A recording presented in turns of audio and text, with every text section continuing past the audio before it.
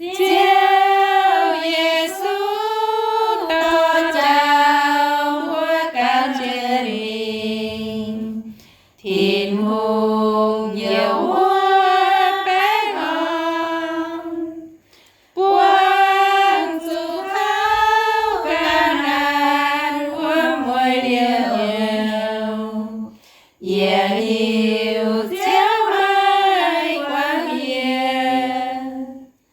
Ziouv Yesu to chào vua cao trên mình,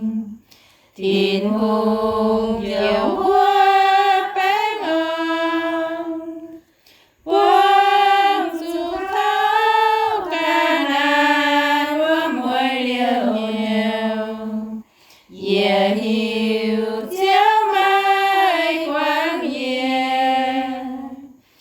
Ziouv Yesu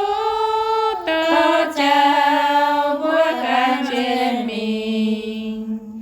thiên hùng nhiều hoa bé ngon,